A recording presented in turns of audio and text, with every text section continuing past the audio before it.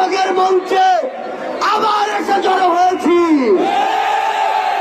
সেই স্বৈরাচারী সরকার পুলিশ দিয়ে আমাদের ব্যারিকেড দিয়েছিল, সেই স্বৈরাচারী সরকার কোথায়?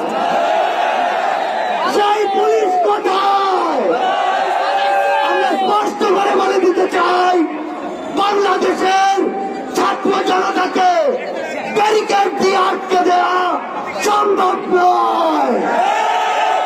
যদি আটকে দিতে চান, গদিতে আগুন জ্বলবে। ওই স্বৈরাচারী সরকার নাকি ভারতে বসে পাল্টা কোন অভ্যুত্থানের চেষ্টা করছে। এর চেয়ে বেশি হাস্যকর আর কি হতে পারে?